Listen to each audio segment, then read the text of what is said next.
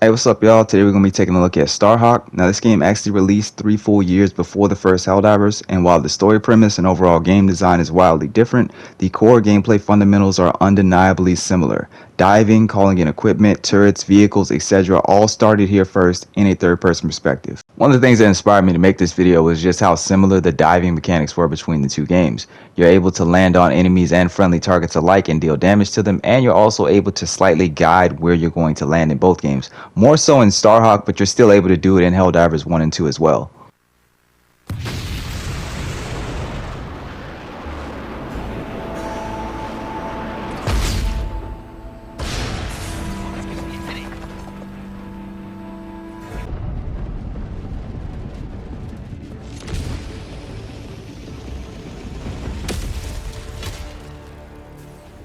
The uncontrolled spread of the Terminids ends today.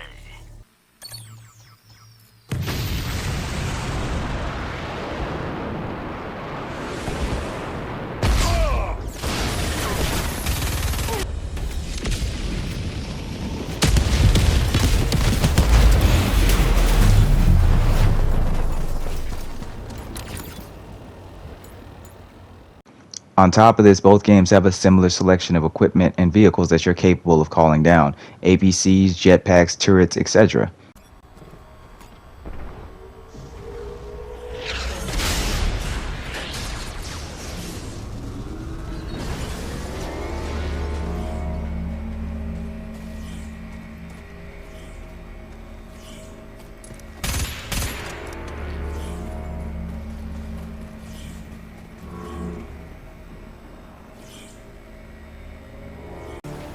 Go now, and should you fall, remember this.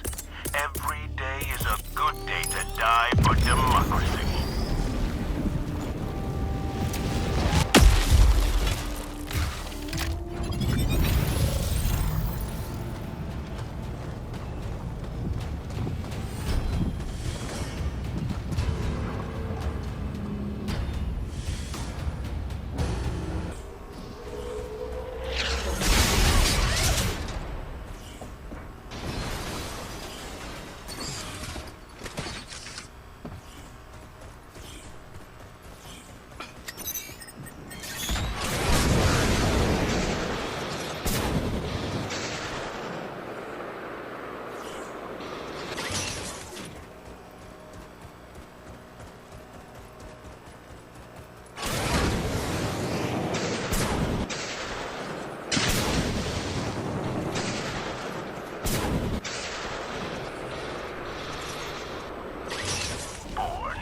Defend democracy at any cost.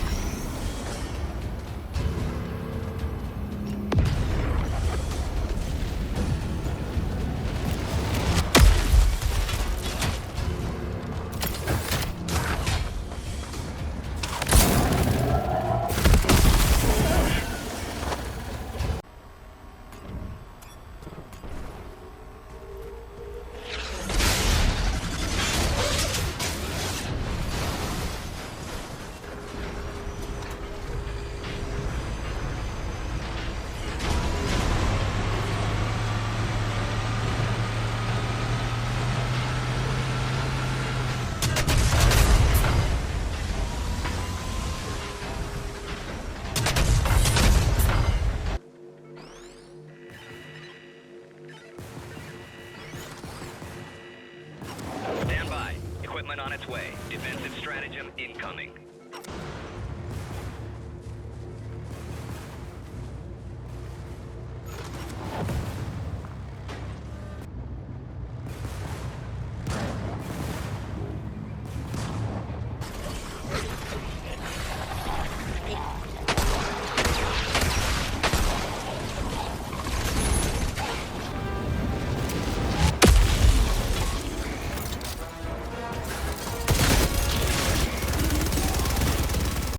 Alright, let's talk about some of the differences between the two games. One of the biggest being Starhawk was a lot more ambitious, offering a story mode. It all started with a spark. A flash of blue gold. Rift energy.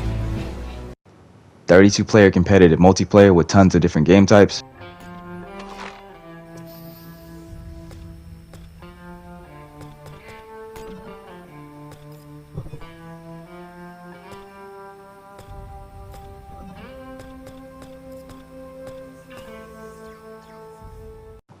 along with 4-player co-op. One of the vehicles that really separates this game from Helldivers is the Hawks, which allow for aerial combat and are also capable of transforming into mechs.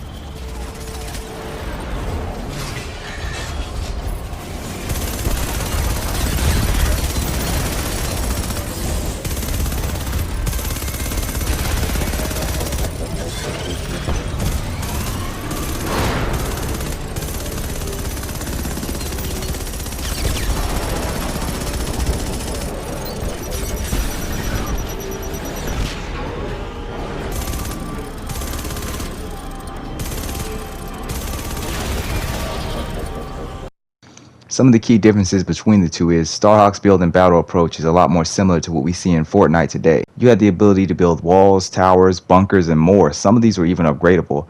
Back in the old days when the servers were still up, most of the high level players would actually build a base. You could like link the walls together and like basically fortify all of everything inside of it. On top of this too, you could build a shield generator for your entire base, and obviously you could build turrets to defend it. It was just a really cool multiplayer game. I hate that I can't show you guys more footage because, you know, the servers are down, and everything I'm showing you now is everything I can do single player. And the last big difference between the two is building in this game required Rift Energy, which you got from killing enemies or destroying Rift Energy barrels. And before anybody in the comment section says anything, I don't think anybody ripped off anybody.